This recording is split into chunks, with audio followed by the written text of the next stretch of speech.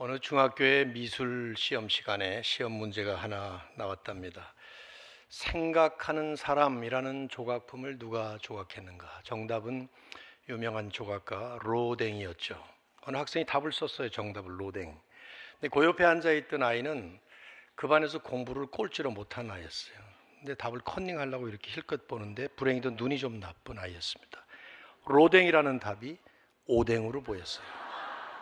오뎅 썼어요. 그 옆에 앉아있는 아이도 반에서 공부를 둘째로 못하는 아이였는데 답을 보니까 오뎅이에요. 그냥 쓰면 이건 너무 쉬워서 들킬 것 같아서 고쳐 썼답니다. 덴뿌라. 이쪽 동네는 지금 너무 젊은 신세대라 이게 지금 옛날 조크라서 저도 이쪽 보고 하는 거예요. 그래서 지금 그 옆에 앉아있는 학생도 공부를 못하는 아이에서 답을 보니까 답이 덴뿌라예요. 어묵하고 고쳐 썼다. 정답을 베끼는 것, 그 좋은 방법이죠. 근데 문제는 정답이 없어요. 오답이 너무 많아요. 그리고 정답을 보면서도 보는 눈이 나빠서 잘 못 베낍니다. 어떻게 하는 게 목회를 잘하는 것일까? 어떤 교회가 좋은 교회일까? 어떻게 신앙생활하는 것이 신앙생활을 바로 하는 것일까? 이런 질문을 할 때 좀 정답 같은 교회, 정답 같은 목회, 정답 같은 신앙생활이 보이면 그걸 잘 베끼기만 해도 정답이 될 텐데, 여러분이나 저나 공감하듯이 교회도 목회도 신앙생활도 아쉬운 부분이 많이 보여서 우리가 잘 못 베낍니다. 제가 우리 남현교회에 이렇게 초청을 받고 우리 윤 목사님을 처음, 이제 저 목사님은 저보고 옛날에 만났다고 그러지만 딴 사람을 잘못 착각하는 것 같은 생각이 좀 드는 것 같은데, 아무튼 제가 GM 세미나에서 만났을 때 참 겸손한 목사입니다.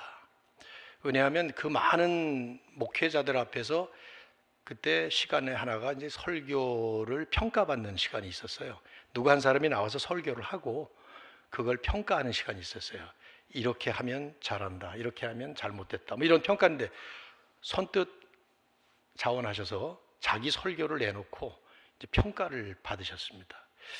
저는 그래서 어디 뭐 이제 목회 초년생인가 그랬는데 만나서 대화를 나눠보니까 목회도 잘하시고 연세도 드시고 그랬는데 이렇게 겸손하게, 그래서 이분은 참 겸손한 분이다, 그래서 좀 사귀었으면 좋겠다 하는 생각을 했는데 이렇게 불러주셔서 이번에 4일 동안 잘 사귀면서 제가 좀 배우려고 생각을 하고 있는데, 또 오늘 원로 목사님을 또 뵈었습니다. 저는 이렇게 한 교회에서 30년 이상 한다는 게 상상이 잘 안 돼요. 근데 우리 목사님 교회에서 오랫동안 좀 어려운 그 시대에 교회를 잘 이끌어 가시고 목회도 잘 하시고, 게다가 제자일 듯한 것 같은데요, 아들 같은 이런 목사님이 또 그 뒤를 이어서, 이거 쉬운 일이 아니에요. 한국 교회에 참 없는 일입니다. 그래서 아까 목사님 보고도 제가 외람되지만 목사님 좋은 모습 계속 후배들에게 전달해 주시고 가르쳐 주시고 그러시면 좋겠고, 저도 뒤를 잘 따라가겠습니다, 이렇게 말씀을 드렸는데 좋은 교회 불러주셔서 감사하고요. 또 이렇게 아까 우리 청년들 3시 예배를 했는데 일찍 나왔다 그랬는데 저도 좀 미안하네요. 여러분들만의 시간을 제가 뺏어서. 그런데 그냥 괜찮을 거예요, 여러분. 뭐 그냥 은혜 나눌만 하니까 괜찮습니다. 감사합니다. 이렇게 좋은 자리에 불러주시고, 또 저도 나름대로 은퇴는 했는데 이렇게 말씀을 전할 수 있는 기회를 주셔서 너무 감사합니다. 제가 지난주에 저는 미국에 사는 지가 오래됐어요. 한 40년 넘었는데 집회하러 잠깐 갔었지만은 좀 오랜만에 갔기 때문에 또 좀 이따 오고 싶었는데 여러분 교회에 부르심이 있어서 이제 빨리 왔습니다. 그래서 저도 기도하면서 준비했는데 특별히 말씀을 들어보니까 빌립보서를 여러 번 읽으셨다고 들었어요. 그래서 제가 이렇게 눈치 봐서 뭐 설교 안 해도 되겠다 싶으면 그냥 준비한 거 다 생략하고 간단하게 그저 본문만 읽고 가도 될 것 같기도 해요. 그러면 안 되겠죠. 네. 저도 나름대로 기도하면서 열심히 성실하게 잘 준비해 왔습니다. 하나님께서 합당한 은혜를 주실 줄로 믿습니다. 제가 말씀을 위해서 한 번 더 기도하고 말씀 보겠습니다. 주님, 너무 고맙습니다. 이렇게 귀한 교회를 일찍이 우리 주님께서 이 자리에 세워주시고 몸된 교회의 머리 되시며 주인 되셔서 이끌어 주실 뿐만 아니라 지금도 아름답게 이 복음의 전진을 향해 멋지게 쓰임받게 하시니 감사합니다. 교회 이제까지 이끌어 오신 어르신들 뿐만 아니라 다음 세대를 이끌어갈 귀한 젊은이들, 어린 자녀들까지 복음에 굳건히 서서 오직 유일한 우리의 소망인 예수 그리스도를 선포하고 그리스도의 영광을 힘차게 멋지게 찬란하게 나타낼 수 있는 교회 되게 하여 주시옵소서. 빌립보서를 강의하겠습니다. 말씀은 제가 전하지만 이 말씀의 유일한 주인이신 예수 그리스도만이 높임을 받으시고 그리스도를 통해서 이루어 주신 성삼위 하나님의 그 복음의 은혜와 능력이 말씀 시간을 통해서 함께 풍성하게 나누어지는 시간 되도록 주께서 다스려 주시옵소서. 온전히 주께 올려드리며 예수님의 이름으로 기도드립니다. 아멘. 자동차의 왕이라고 불리웠던 헨리 포드가 자기가 경영하던 자동차 공장에 발전기가 고장이 났던 적이 있습니다. 그래서 수리공들을 다 불러서 이 가동이 중지됐기 때문에 어디가 고장 났는지 한번 찾아보라고. 그런데 아무도 찾지를 못하는 거예요. 그래서 할 수 없이 그 발전기 원 제작자였던 찰리 스타인메츠라고 하는 사람을 불렀어요. 멀리서. 그리고는 한번 문제를 고쳐달라고 그랬습니다. 근데 이 사람이 오더니 망치를 들고 톡톡톡 몇 군데 두드리더니 금방 간단하게 고쳐버리는 거예요. 얼마 뒤에 청구서가 날라왔는데 보니까 엄청난 금액이 적혀 있었어요. 1만 달러. 이게 그 당시로서는 천문학적인 금액이었는데 놀란 포드가 이게 어이가 없어서 항의 편지를 보냈답니다. 아니 이거 너무한 것 아니에요. 불과 몇 분, 그것도 몇 군데 망치로 두드려 놓고는 만 불을 달라니 이건 너무 터무니없는 금액입니다 하고 항의하는 편지를 썼더니 답신이 날라왔어요. 답장이. 뭐라고 날라오는가 하면 기계에 두드리면서 일한 공임 10불, 어디를 두드려야 할지 핵심을 찾아낸 것 9,990불, 도합 만불 이렇게 보낸 거예요. 포드가 고개를 끄덕이면서 그대로 두말 없이 지불했다라고 하는 실화가 있어요. 무슨 일이든지 핵심을 찾는 것이 가장 중요하죠. 핵심을 놓치면 소용이 없어요. 빌립보서를 이제 4번 제가 오늘 포함해서 강의를 하려고 하는데 이 한정된 시간에 이 성경 말씀 전체를 커버하려면 어쩔 수 없이 핵심 주제를 중심으로 말씀을 나눠야 될 것 같아요. 빌립보서의 핵심 주제가 뭔가? 그렇다면 우리가 질문을 해봐야 될 텐데 뭐 여러 가지로 정리할 수 있겠습니다만은 저는 복음으로 기뻐하는 삶 이렇게 우리말로 정의할 수 있을 것 같아요. 영어로 표현한다면 The Gospel Driven Life 혹은 The Gospel Driven Ministry, The Gospel Driven Church 뭐 이렇게 교회, 목회 다 적용을 할 수 있겠죠. 어쨌든 복음이 중심이 되고 복음이 토대가 되어서 그 복음 안에서 나오는 충만한 기쁨, 이것이 이제 빌립보서의 저는 핵심 주제라고 봅니다. 왜냐하면 저자인 바울 자신이 기쁨이 충만한 것을 우리는 빌립보서를 읽으면서 아마 여러분들 다 경험했을 겁니다. 옥중서신이라고 부릅니다. 바울이 로마 감옥에 가택연금된 상태에서 이 편지를 썼기 때문에 그것은 호텔 특실에서 편안한 소파에 앉아서 쓴 것이 아니라 감옥에 갇힌 죄수로서 썼단 말이에요. 그것도 죽음이라고 하는 절박한 그 상황을 앞에 놓고 거기서 쓴 편지예요. 그럼에도 불구하고 이 편지는 처음부터 끝까지 기쁨이 가득해요. 1장 4절에 처음 기쁨이라는 단어로 시작을 하는데 매 장마다 계속 반복해서 바울은 혹시 이 편지를 받는 빌립보 교인들이 잊어버릴까 아마 노파심에서 마치 쓰는 것처럼 계속 반복해서 기쁨 얘기를 합니다. 무엇보다도 바울이 얘기하는 이 기쁨의 근거가 복음 때문에 복음 안에서 예수님 때문에 예수님을 통해서 누리는 그런 기쁨이란 말이죠. 빌립보서에 가장 많이 나오는 표현 하나가 그리스도 안에서, 예수 안에서, 주 안에서, 이 안에서 영어로 in Christ, in Jesus, in the Lord 하는 그 표현. 즉 예수 그리스도 안에서만 누릴 수 있는 기쁨, 예수 그리스도를 통해서만 얻을 수 있는 기쁨, 그 기쁨으로 가득 찬 이 바울이 옥중서신을 쓰면서 이 편지를 받는 빌립보 교회의 당신들도, 성도들 여러분도 이 세상의 그 어떤 것이 아니라 복음에 충만한 기쁨, 예수 그리스도를 통해서만 누리는 그 기쁨으로 살아갔으면 좋겠다라고 권면을 하는 것이죠. 그래서 마지막 4장 4절에도 보면 뭐라고 말씀합니까?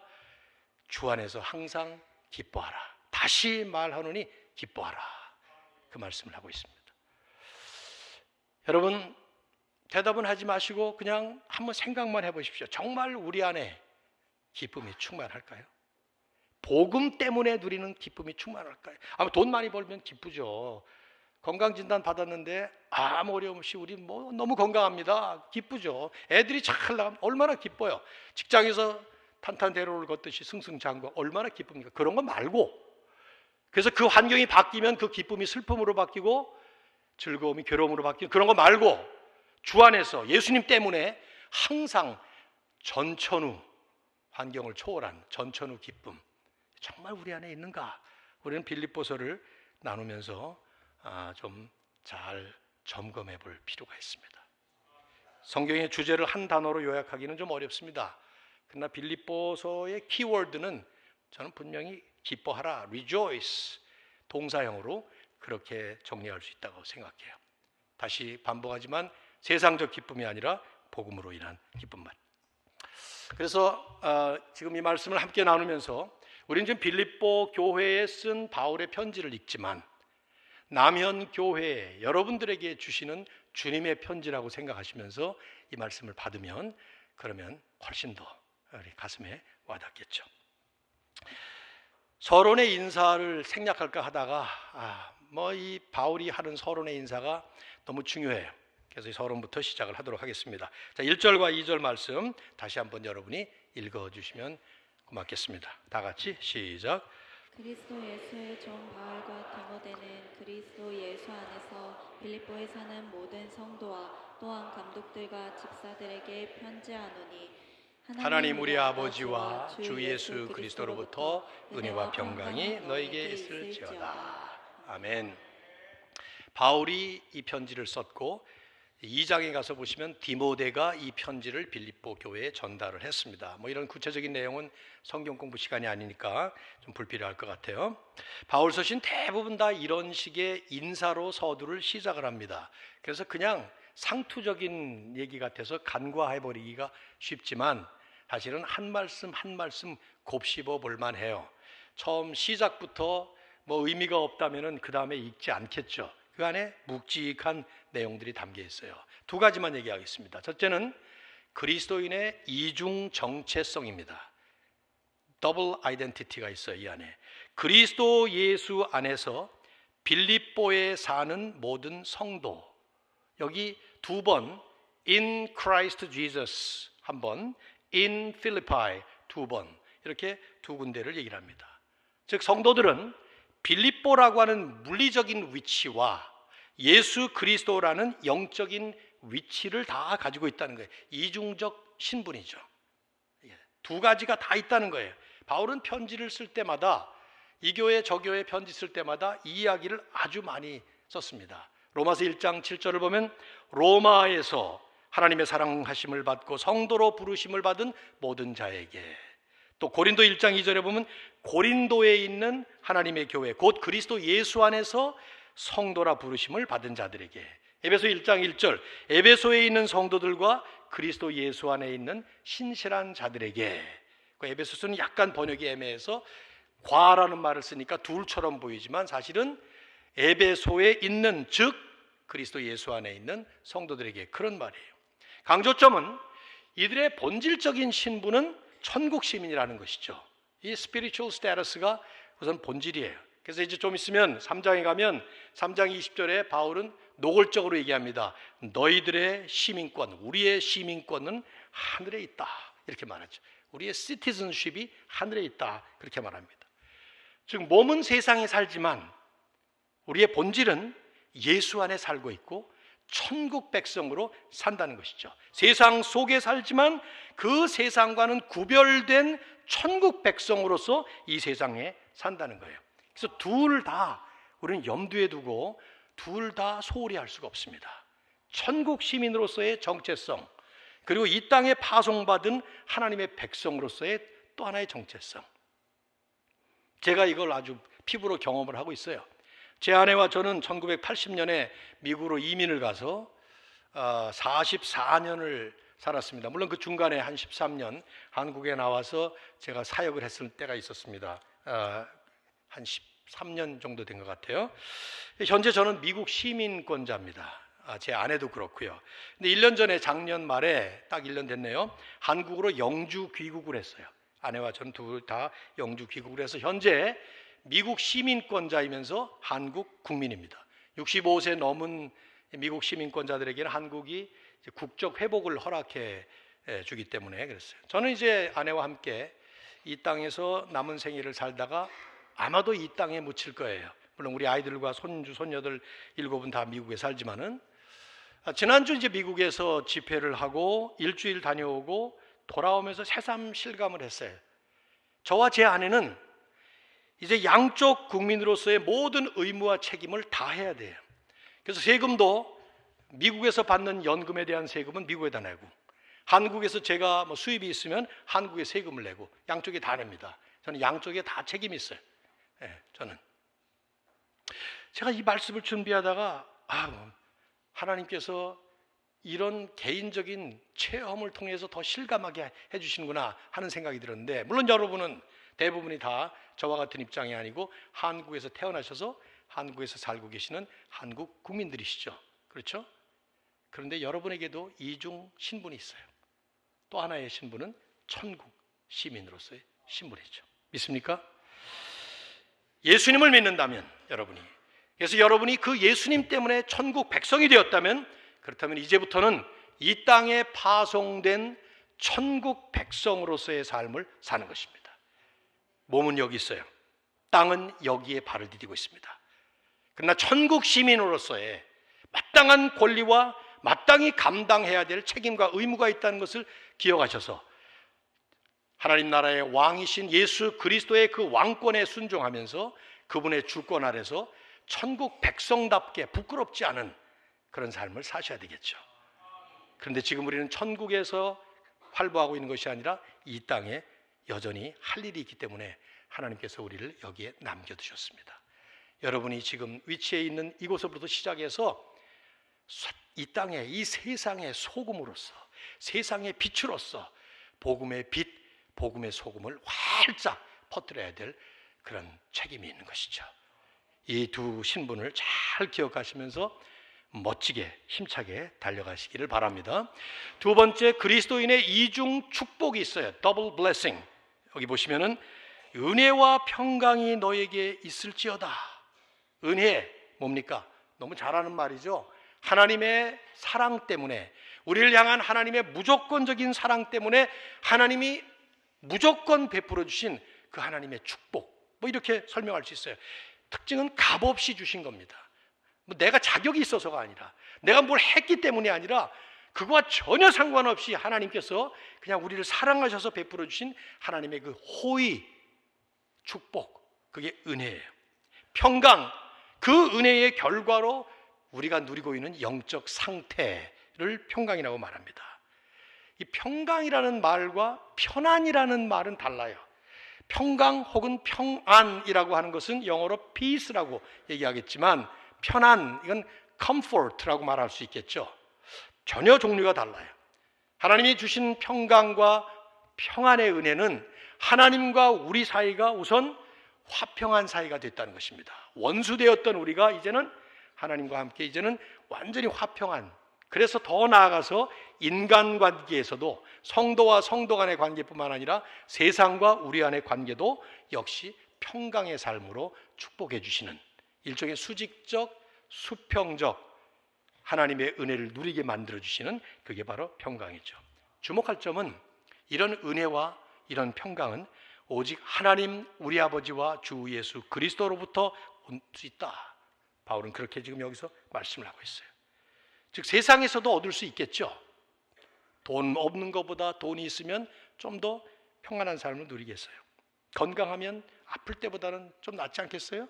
불안한 삶보다도 안정된 삶을 살면 평강을 누릴 수 있겠죠. 그러나 그런 종류와는 비교도 할 수 없는 오직 하나님의 은혜 때문에 누리는 그리스도 예수 안에서 그리스도를 통해서만 누리는 그런 은혜와 평강이 우리에게 있다는 것이죠. 주님은 그래서 십자가에 달리시기 전에 불안해하는 제자들을 향해서 요한복음 14장 27절에서 말씀하시지 않았어요? 내가 너희에게 평안을 주노라. 내가 너희에게 주는 평안은 세상이 주는 것 같지 아니하노라. 세상에서 얻는 평강, 그거와는 비교도 할 수 없는 한시적인 평강이 아니라 영원한 평강이에요. 부분적인 평강이 아니라 완벽한 perfect peace를 우리에게 주신다고 말씀하셨습니다. 자, 한번 인사하시죠. 사도 바울도 이걸로 인사를 하니까 옆 사람 한번 보시면서 은혜, 평강 한번 이렇게 한번 말씀해 보세요. 은혜와 평강. 네. 여러분은 지금 저를 고문하고 계신 거예요. 이 시간에 설교를 하라 그러면 이건 참 고문입니다. 요 2시, 3시 요 사이가 하루 중에 가장 꿀잠을 자기 좋은 시간인데 그래서 제가 종종 이런 거 시킬 테니까 잠을 깨우는 시간이에요. 옆에 사람 보고 눈동자가 희미하면 큰 소리로 꼬집으면서 은혜 평강 이렇게 한번 해주시면 좋을 것 같아요. 물론 평강 가운데 주무시긴 하시겠지만 바울은 이런 기쁨 넘치는 공동체의 비결이 무엇인가를 그 다음에 설명하기 시작해요. 생각해 보세요. 빌립보 교회의 편지를 쓰면서 바울이 이런 생각을 한 겁니다. 여러분이 편지를 딱 한 번 쓴다면 기회가 없어요. 지금 감옥에 갇혔어요. 이 편지를 많이 써서 뭐 계속 보낼 수도 있는 것도 아니에요. 요즘처럼 카톡이 있는 것도 아니고 말이죠. 근데 딱 한 번 인편을 통해서 편지를 전달한다. 그러면 첫 서두에 뭐라고 쓰실 것 같아요? 여러분은 생각 한번 해보셔야 돼요. 바울의 관심사는 이 빌립보 교회를 생각할 때마다 떠오르는 게 있었어요. 빌립보 교회를 위해서 기도할 때마다 가슴이 뭉클한 부분이 있었어요. 그걸 쓰지 않고는 그 다음에 이어갈 수가 없었어요. 그래서 3절에 이렇게 씁니다. 3, 4절 내가 너희를 생각할 때마다 나의 하나님께 뭐해요? 감사하며 간구할 때마다 너희 무리를 위하여 기쁨으로 항상 간구함은. 무슨 말입니까? 빌립보 교회를 생각할 때마다 너무 감사한 거예요. 그런 교회가 있다는 것이, 그런 교회가 세워졌다는 것이. 그래서 그 교회를 위해서 간구할 때마다 그냥 기쁨이 막 샘솟듯 흘러나오는 이런 교회였다는 거예요. 얼마나 좋은 교회였고 얼마나 좋은 사람들이었으면 이랬을까. 제가 여러분에게 도전하고 싶은 거죠. 남현교회도 그런 교회가 되어야 되지 않겠어요? 생각해 보세요. 그렇죠? 만일에 그럴 리가 없겠지만 반대로 생각할 때마다 치가 떨리고 기도하려고 그러면 이가 갈리는 그런 사람들이 우리 교회 교인들이라면 어떻겠어요? 이거? 그럼 불행 중 불행이죠. 그죠? 제가 잊어버릴 수 없는 에피소드가 씁쓸한 에피소드만 그냥 나누겠어요. 신학생 시절 미국에서 이제 신학교를 다닐 때 제가 한국에 돌아와서 잠깐 방문할 때 어떤 선배 목사님을 뵈러 갔는데 아내와 제가 같이 가서 인사를 드리러 갔어요. 그때 제가 신학교 들어갔다고 그래서 인사드렸더니 너무 좋아하시면서 한 2시간, 3시간을 그냥 막 얘기를 해주시고 목회에 대한 얘기도 하시는데 너무나 씁쓸했어요. 제가 목사님이 상처가 많으셔서 목회가 너무 힘드시고 또 괴로운 일도 아마 많이 있었던 것 같아요. 근데 그중에 잊어버릴 수 없는 한 멘트가 있었어요. 뭐 용서하시고 들으십시오. 그냥 다른 분의 얘기니까. 김 전도사, 그대로 제가 표현할게요. 생생의 기억에. 한국에 악질 장로가 3명이 있어. 근데 그 중에 2놈이 우리 교회 나와. 부자지간이야 그런 거야. 한 분은 원로 장로님이시고 한 분은 현재 시무 장로님이시라는 얘기죠. 어휴, 막 등골이 오싹하고 막 떨렸어요. 저는 그 얘기를 듣는데 얼마나 힘드셨으면 저러실까. 그런 생각을 그때 했는데, 그리고 나서 제가 작별 인사를 하고 나오면서 제 아내 보고 그랬습니다. 여보, 내가 목회를 하면서, 난 신학생이니까 아직 목회를 시작은 안 했을 때죠. 근데 내가 목회를 하면서 저런 식의 말, 저런 식의 모습이 보이면 당신은 당장 나보고 당장 목회 그만둬, 이렇게 하라고. 그럼 내가 아멘 하고 그만둘 테니까. 목사뿐입니까? 여러분 직분이 뭔지를 모르겠지만 누구를 생각만 해도 이가 갈리고, 대한민국에 악질 권사가 4명이 있는데 뭐 이러면서 그 중에 3명이 우리 교회 나와 할머니, 엄마, 딸, 뒤에다 막 이래버리면 설마 남영교회에 계신 건 아니겠지. 예. 바울의 이 말씀, 나는 이 말씀 3, 4절을 읽으면서 눈물이 나서 못 읽겠어요. 생각할 때마다 너희 때문에 하나님께 감사한다. 너무 고맙다. 예? 기도할 때마다 그냥 기쁨으로, 감사함으로 항상 구하게 된다. 사랑하는 우리 남현교회도 그런 교회가 되시기를, 이미 되셨겠지만 주님의 이름으로 축복합니다.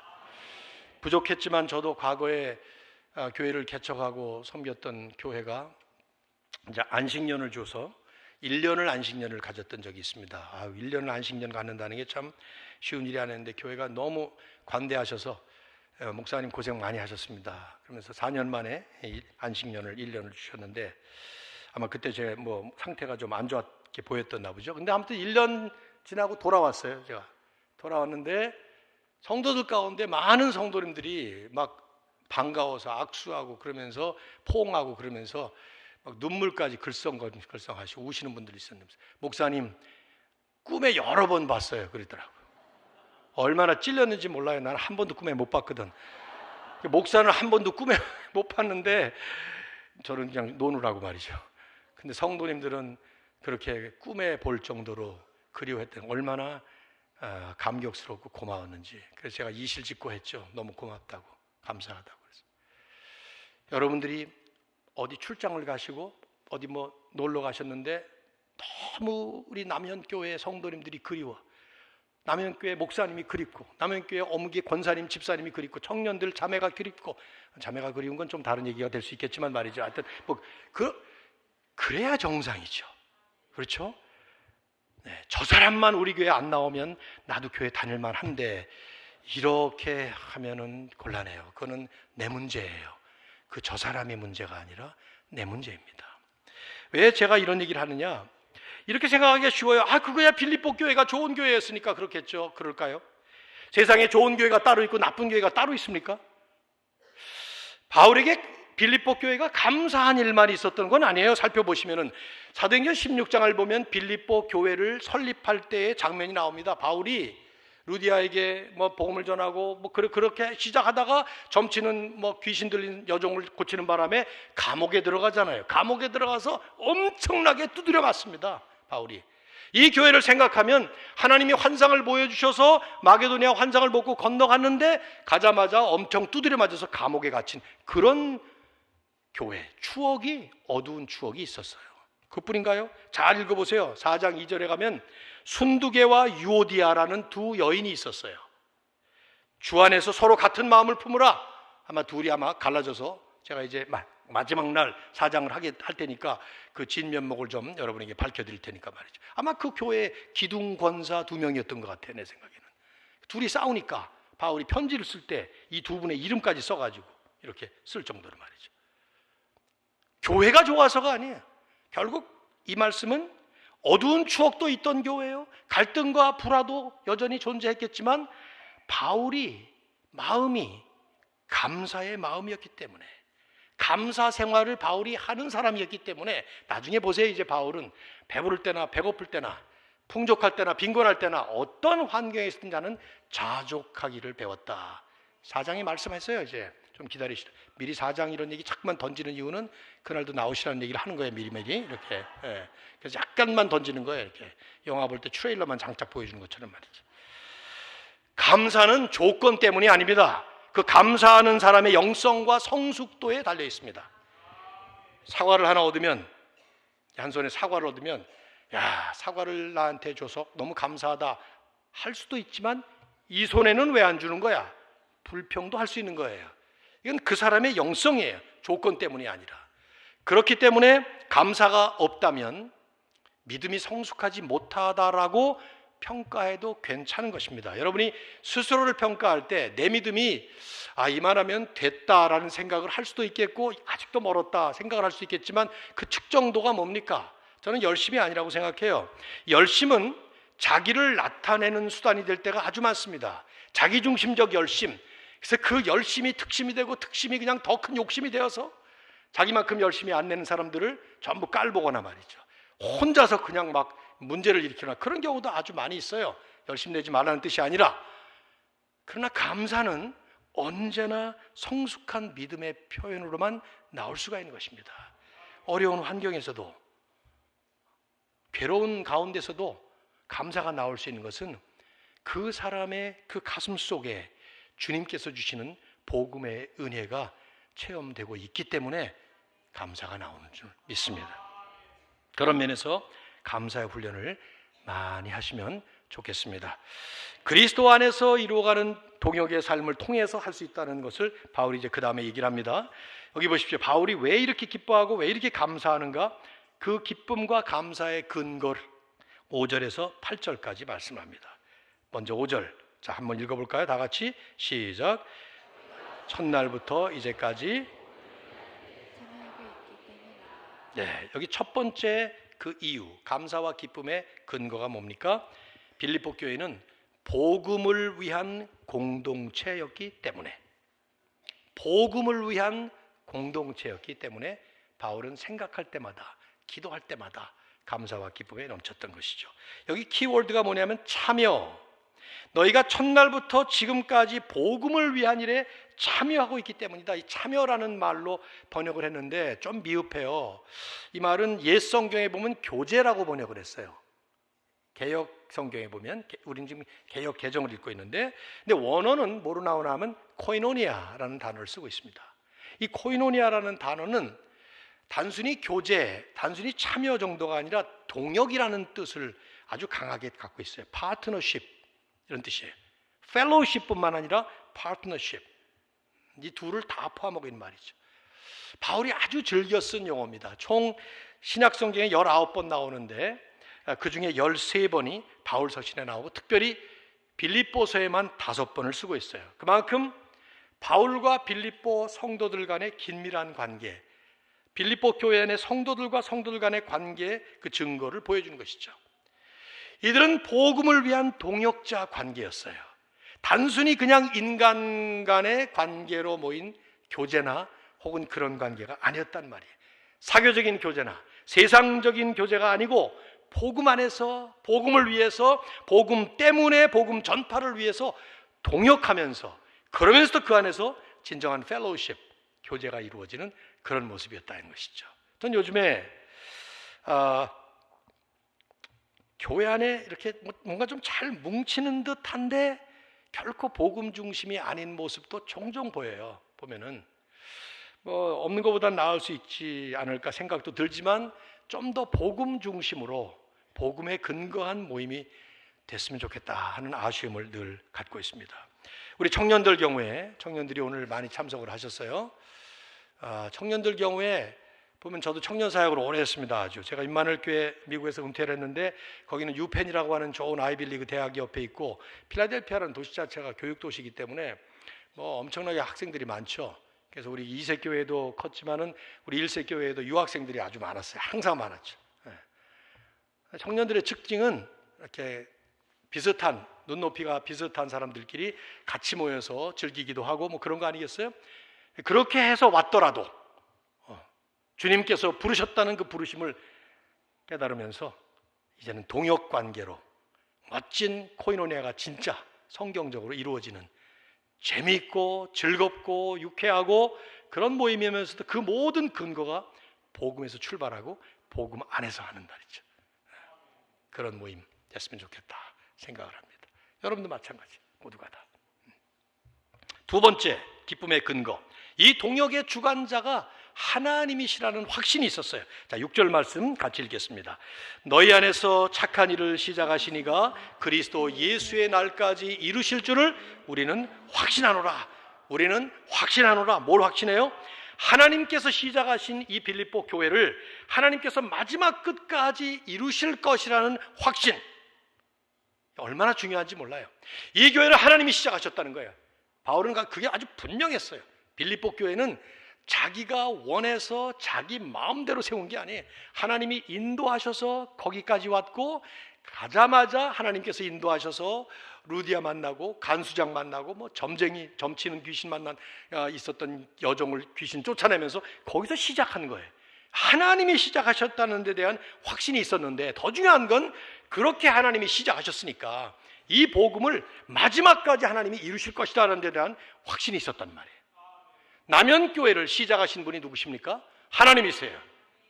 이 교회를 여기까지 인도하신 분이 누구세요? 하나님이셔요. 하나님의 날까지 계속해서 이끌어 가실 분도 하나님이시란 말이죠. 이 확신이, 하나님 중심적인 확신, 이 확신이 우리에게 있을 때 우리는 무슨 일을 해도 하나님께서 기뻐하시고 또 내게도 하나님이 주시는 축복을 누릴 수 있는 그런 신앙생활, 또 그런 교회생활, 그런 사역이 될 줄로 믿습니다. 요즘에 보면은 저는 이제 한국에 돌아와서 지금 CTC라고 하는 City to City Korea라고 하는 이 팀 켈러 목사님이라고 하는 뭐 유명한 분이 얼마 전에 돌아가셨어요. 작년에 아쉽게도. 그 목사님이 오래전부터 시작했던 이 Church Planting Network, 전 세계에 많은 교회들이 세워져야 된다는 것 때문에 한국에도 그것이 이제 몇 년 전에 들어왔고, 저는 이제 은퇴하면서 코칭 디렉터로 이제 또 이쪽을 받아서 들어오게 되는데, 그러다 보니까 이제 개척하시는 목사님들을 많이 돕게 됩니다. 뭐 조그마한 거라도 하여튼 나눠주고 싶고 그러는데, 개척을 할 때도 보면은 하나님이 하시는 개척이 돼야 되는데, 종종 교회들을 보면, 저도 이제 노회에서 일 많이 했는데 교회가 쪼개져요. 뭐 쪼개질 수 있죠. 우리 다 연약하고 부족하니까 그럴 수 있습니다. 근데 쪼개져요. 그래서 각자 자기 뜻대로 또 만드는 거예요. 이렇게 시작 자체가 뭐 잘못됐어요. 그렇지? 가다 보니까 또 방향도 그렇게 시작되다 보니까 첫 단추를 잘못 끼우듯이 계속 잘못되는 이런 모습들을 아주 많이 봅니다. 그래서 저는 이런 생각을 해요. 우리가 뭐 완벽할 수 없으니까 언제나 실수는 우리가 하죠. 하나님은 다 마무리하시겠지만, 그렇다면 시작을 잘못했다 하더라도 계속 점검하고 다시 반추하고 평가하면서 그 후에라도 깨달아서 하나님의 뜻대로 가는 일이 중요하죠. 우리가 여행을 하다 보면, 한참 여행하다 보면 길을 잘못 들 수 있잖아요. 요즘엔 뭐 GPS가 있으니까 뭐 별로 그렇게 안 하지만, 옛날엔 지도로 다니지 않았어요. 전부 다. 한참 가다 보니까 내가 지금 부산을 가야 되는데 광주로 가고 있단 말이야. 그럼 어떻게 해야 돼요? 그때라도 다시 자리를 잡아서 부산으로 가야 될 거 아니야. 에이, 온 김에 그냥 광주 가지 뭐. 말이 돼요 그게? 목적지가 원래 저기였는데 안 된단 말이에요. 교회도 마찬가지죠. 처음에 시작할 때는 욕심으로 시작했어요. 내 뜻이 안 맞아서 갈라졌어요. 뭐 그렇게 했다 하더라도 아니다, 이건 잘못된 길이다, 회개하고 다시 일어나서 이제라도 하나님 우리에게 주님이 주인 되시고 주님께서 머리 되신 하나님 중심으로 갈 수 있는 복음에 철저하게 우리가 순종하고 가는 그런 교회로 세워 주옵소서. 그러고 가야 되죠. 남현교회가 여기까지 왔습니다. 귀한 목사님이 원로 목사님으로 은퇴하시고, 또 우리 윤 목사님이 또 이렇게 그 다음에 이어받으셔서 그 다음 단계로 또 갑니다. 또 그 다음 또 가겠죠. 그때마다 우리는 계속 점검해 봐야 돼요. 정말 하나님께서 끝까지 이 교회를 책임지시고 마지막까지 복음의 역사를 이루어 가실 수 있도록, 그런 확신을 가지고 갈 수 있도록 남현교회에 우리 하나님이 풍성한 축복을 주시기를 주의 이름으로 축원합니다. 세 번째 이유는, 저는 이것이 참 중요하다고 보는데, 이들은 서로를 극진하게 사랑하는 관계였습니다. 7절과 8절 여러분 한번 읽어주십시오. 자, 7절 8절 시작. 내가 너희 무리를 위하여 이와 같이 생각하는 것이 마땅하니 이는 너희가 내 마음에 있음이며 나의 매임과 복음을 변명함과 확정함에 너희가 다 나와 함께 은혜에 참여한 자가 됨이라. 네. 내가 예수 그리스도의 심장으로 너희 무리를 얼마나 사모하는지 하나님이 내 증인이시니라. 하나님이 내 증인이시다. 뭐가 증인이신가? 너희가 내 마음에 있어요. 이 말은 사실은 원어를 보면 내가 너희 마음에 있다라는 말도 은근히 암시를 하는 말이에요. 그러니까 둘 다 포함된 말이에요. 빌립보 교회의 교인들이 바울의 마음에 있었어요. 바울이 빌립보 교회 교인들의 마음에 있었어요. 그래서 바울에게 지금 사실은 선물을 전달해 주었거든요. 그래서 편지를 쓰는 건데 문법적으로 이게 둘 다 가는 거예요. 즉 이들은 둘 다 서로 사랑하는 관계였어요. 목회자인 바울이 교회를 간절히 사랑하고 교인들이 또 목회자인 바울을 그렇게 사랑하고, 그래서 나의 매임과 내가 지금 매임, in chains, 내가 지금 묶였다 이 말이죠. 감옥에 들어간 죄수였으니까 그 감옥에 투옥된 것, 그리고 복음을 변명함과 확정함, 변명, defending the gospel, 복음을 내가 그것을 지킨다 이 말이에요. 그리고 또 복음을 선포한다 이 말이에요. 그런 모든 일에 너희가 다 나와 함께 은혜에 참여한 자가 됨이라.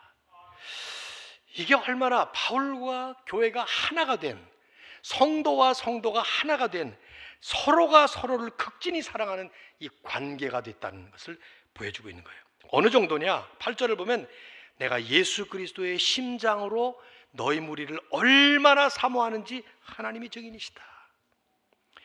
예수 그리스도의 심장, 심장이라고 표현된 말은 사실 내장소란 말인데 가장 깊은 우리의 깊은 정서와 감정의 처소를 말합니다. 그러니까 바울이 내 중심이다 이 말이죠. 내 중심이 예수 그리스도의 심장으로 너희를 내가 사모하고 있다. 갓난아기가 젖을 갈망하고 열망하듯이 그런 마음으로 인간의 정이 아닌 그리스도의 심장으로 교회가 바울이 하나가 됐어요. 바울과 빌립보 교회의 이 관계, 극진히 사랑하는 그 사랑의 관계 어느 정도냐? 어떤 신학 교수는 여길 주해를 달기를 바울의 심장은 예수 그리스도의 심장으로 이식 수술을 받은 심장이었다. 더 이상 인간의 심장이 아닌 그리스도의 심장이 가슴에 뛰고 있는 거예요. 그래서 그리스도의 그 마음, 그 마음으로 서로 사랑하는 이런 마음. 여러분 기도할 만하지 않겠어요? 그리스도의 심장으로 내 심장을 이식 수술시켜 주시옵소서. 이미 주님께서 여러분을 그렇게 하셨으니까, 복음으로 거듭나셨다면 이미 여러분의 심장이 아니에요. 그리스도의 마음이에요. 여러분도. 그렇다면 그 마음으로 서로를 사랑하는 이런 관계로 말이죠. 민망하죠? 자꾸 여러분 보고 뭐 하라 그러면, 옆 사람 보고 뭐 하라 그러면 네, 안 할게요. 바울은 이런 동역자 교회를 위해서 하고 싶은데 저도 그런 거 시키면 싫더라고요. 저기 앉았는데 자꾸 시켜. 아유, 저랑 할 것이지. 그런 생각 자꾸 안 할게요.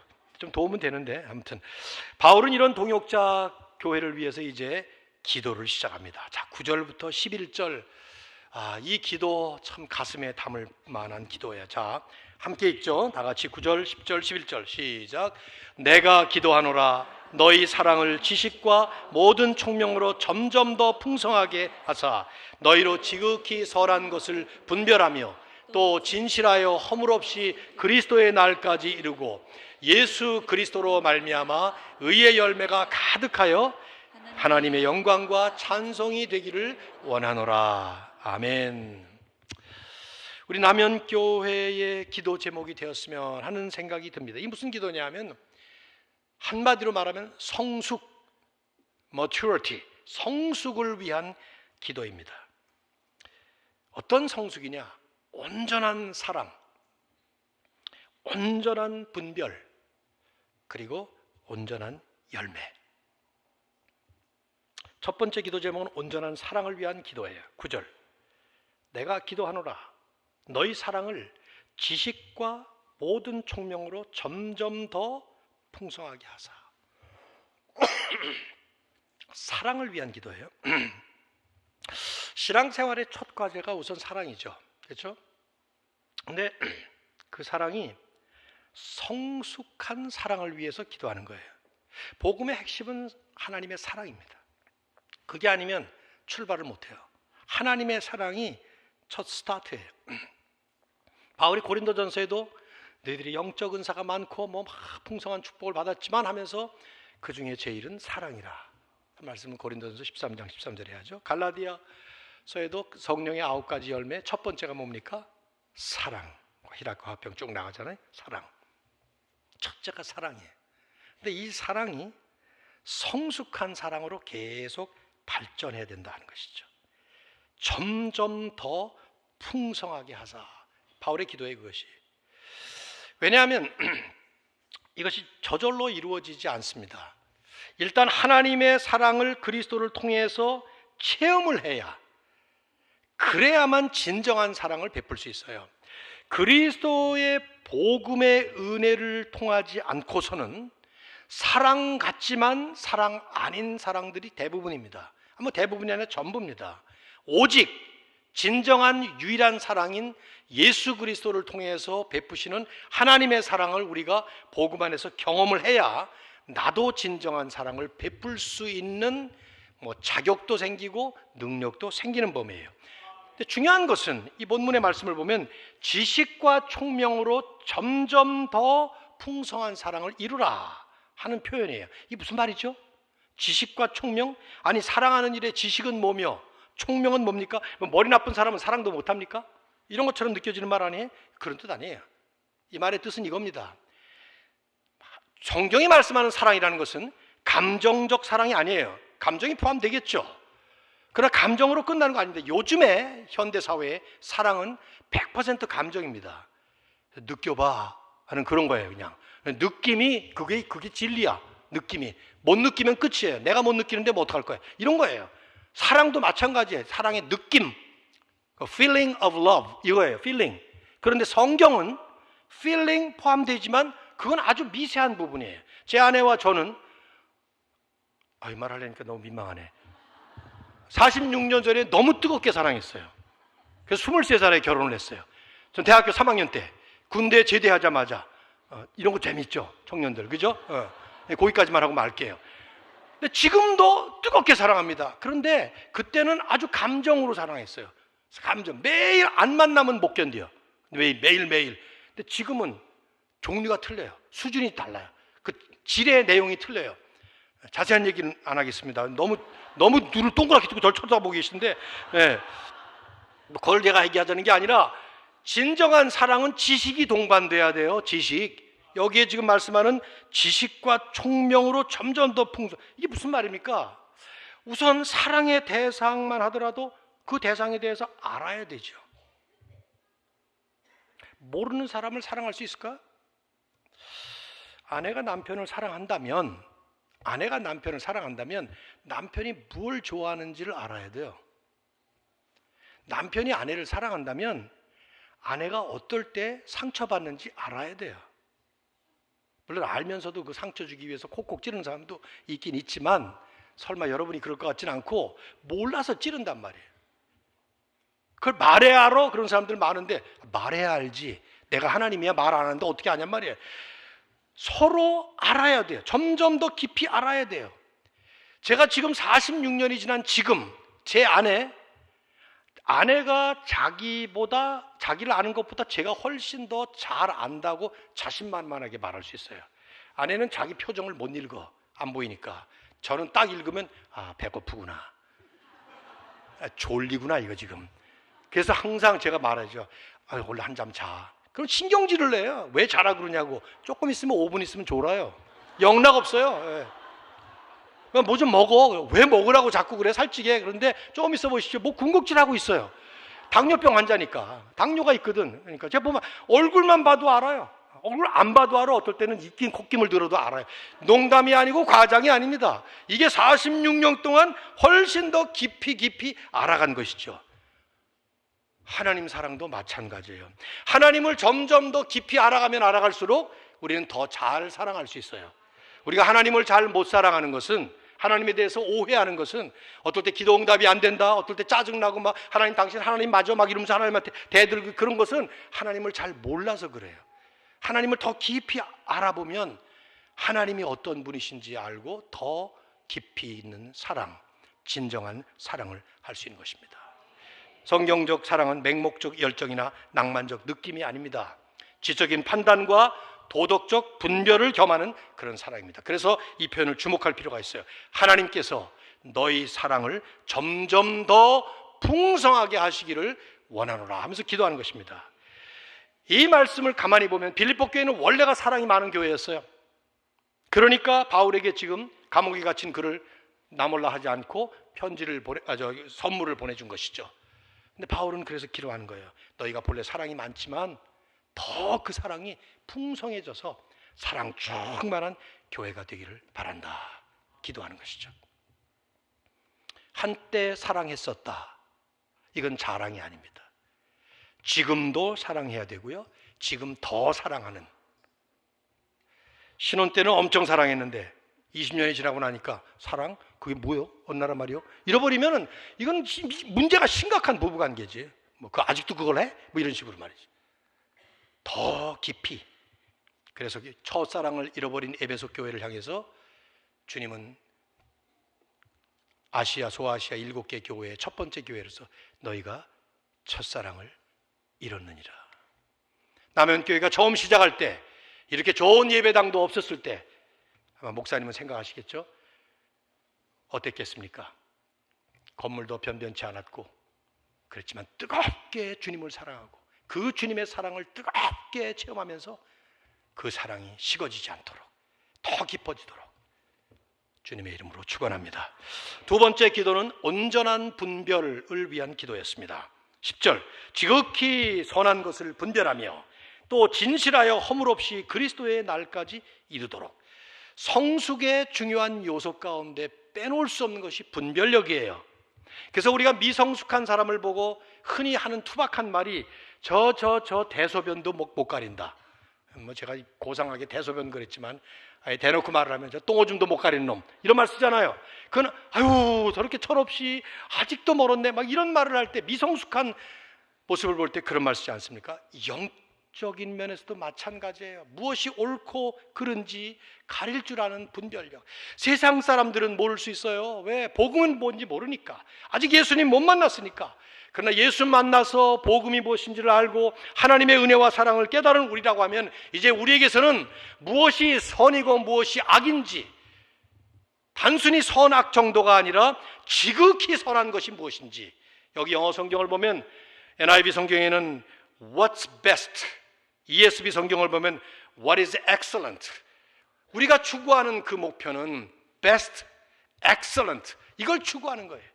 그냥 적당한 선에서 적당히 믿고 적당한 수준에서 사는 것이 아니라 완벽한 하나님의 그 완전함에 우리는 도달하기 위해서. 예수님도 말씀하셨지 않았어요? 하늘에 계신 너희 아버지께서 완전하신 것처럼 너희도 온전하라. 우리 힘으로는 안 돼요. 그리스도 안에서만 가능한 것입니다. 그리고 복음 안에서만 주의 성령께서 우리를 계속 그렇게 빚어가시는 줄로 믿습니다. 세 번째는 온전한 열매를 위한 기도입니다. 11절 예수 그리스도로 말미암아 의의 열매가 가득하여 하나님의 영광과 찬송이 되게 하시기를 원하노라.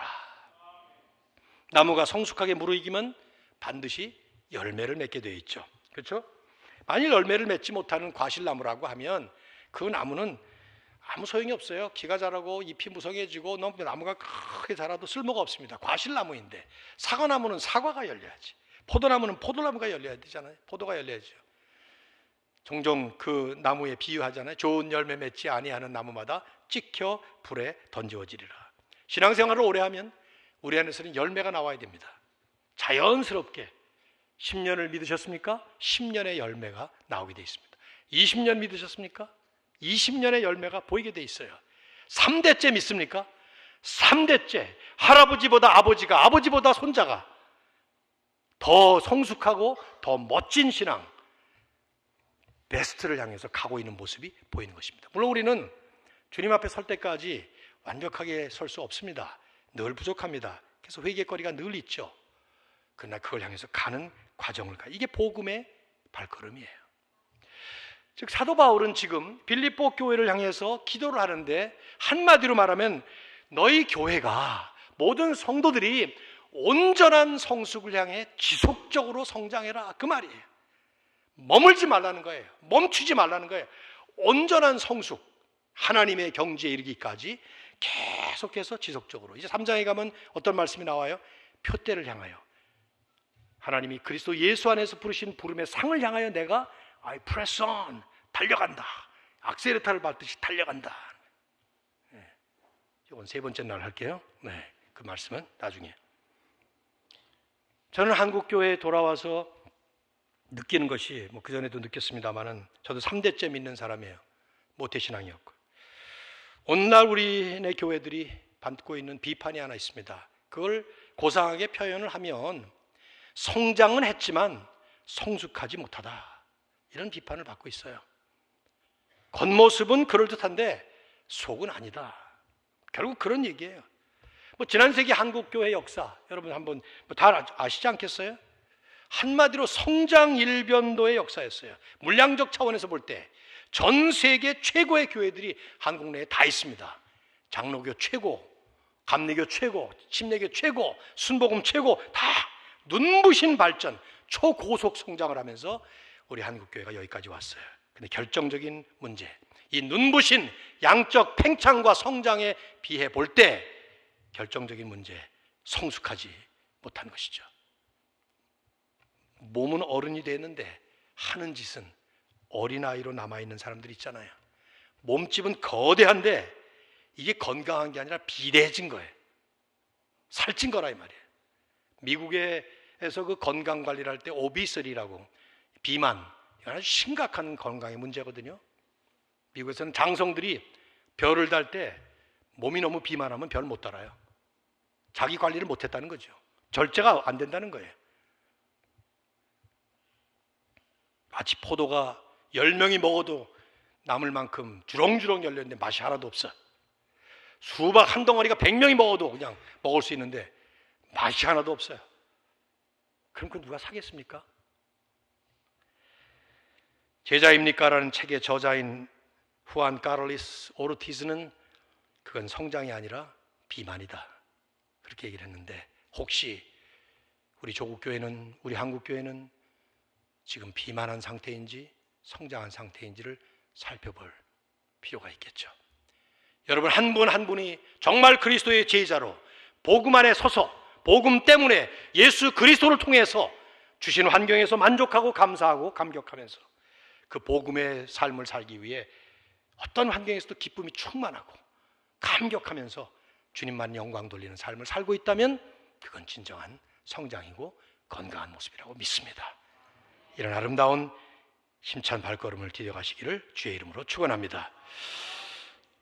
제가 예상했듯이 1장을 다 할 수가 없어서 거기까지 읽었고 마지막 결론으로 좀 가야 되겠다는 생각이 드는데 1장 20절과 21절은 한번 좀 잠깐 그냥 읽고 지나갔으면 하는 생각이 드네요. 여러분 성경 가지셨으면 한번 펴보십시오. 1장 20절, 21절 제가 읽겠습니다.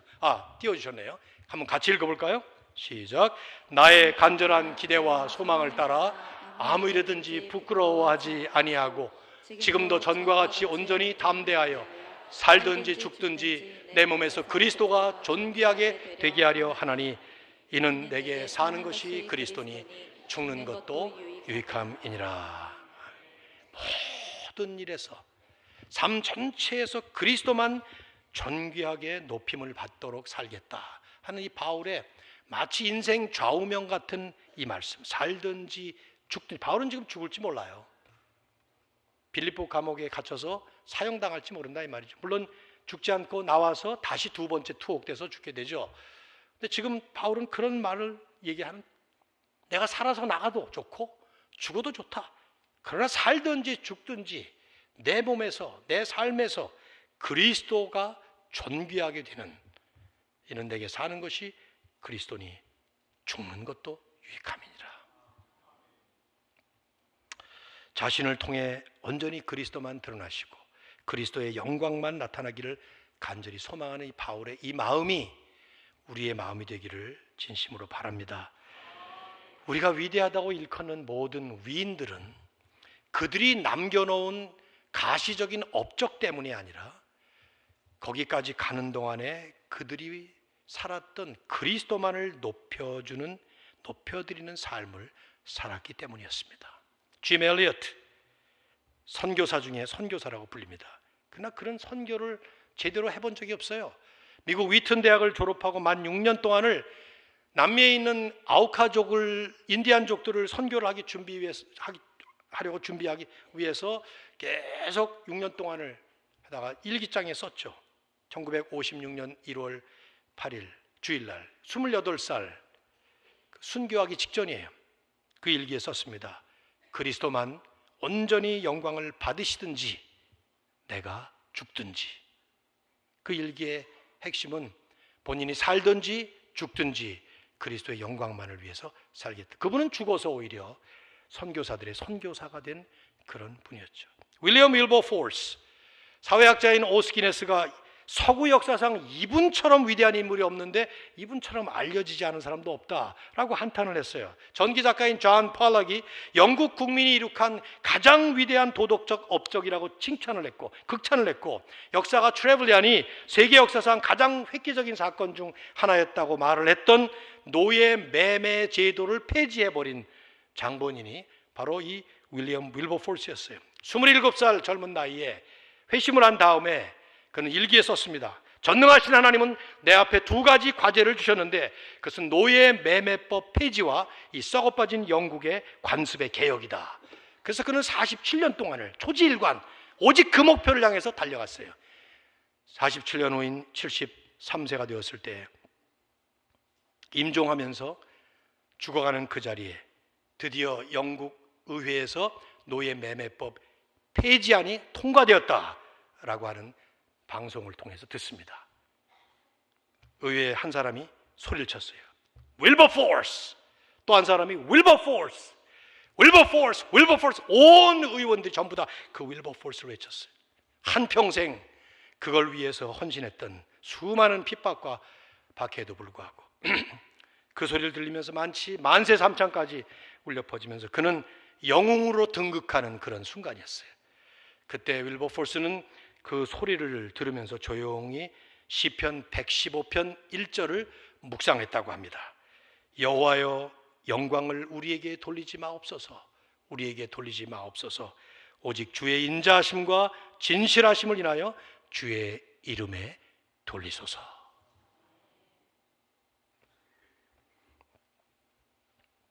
우리의 삶이 두 가지 차원에서 살펴볼 필요가 있죠. 내 삶을 통해 주님이 높이 드러나시는가? 아니면 주님이 가리워지시는가? 좀 더 나은 삶이라고 한다면 우리의 삶을 통해 주님이 지금 높임을 받으시는가? 아니면 내가 높임을 받고 있는가? 내 이름이 명성이 높아지는가? 특별히 교회에서 열심히 섬기고 봉사하시는 귀한 분들, 이 질문을 꼭 해봐야 돼요. 그 열심과 섬김을 통해 그리스도가 높임을 받고 계신가? 아니면 내가 드러나는가? 하는 그 질문. 말씀을 27절부터 30절까지 나오는 말씀을 한마디로 요약하면서 맺겠습니다. 제가 한 시간이 넘어가는 것 같은데 27절 상반절에 복음에 합당하게 생활하라 하는 이 말씀. 헬라어 전체가 한 문장으로 되어 있어요. 27절부터 30절까지는 전체 내용을 주관하는 문장이 복음에 합당하게 생활하라 하는 말씀이고, 나머지는 어떻게 해야 그렇게 하느냐 하는 건데, 한마디로 말하면 하나됨을 이루어서 복음으로 연합하라 하는 것입니다. 27절 오직 너희는 그리스도의 복음에 합당하게 생활하라. 이는 내가 너희에게 가보나 떠나 있으나 너희가 일심으로 서서 한 마음으로 서서 한 뜻으로 복음의 신앙을 위하여 협력하는 것이다. 그리고 무슨 일에든지 대적하는 자들 때문에 두려워하지 말라 말씀합니다. 복음에 합당한 생활이 무엇인가? 복음을 위해서 한 마음으로 한 뜻으로 협력하여 이 복음을 대적하는 영적 세력을 향해서 두려워하지 말고 힘있게 달려가라. 연합하여 달려가라. 교회를 향한 사도 바울의 챌린지, 도전이 되는 것이죠. 우리 그리스도인들은 연합이 절대적으로 필요해요. 혼자서 절대로 못하는 것입니다. 왜 연합이 필요한가? 가만히 신학적으로 살펴보면 첫째는 우리의 대적이 너무 강해요. 우리의 대적은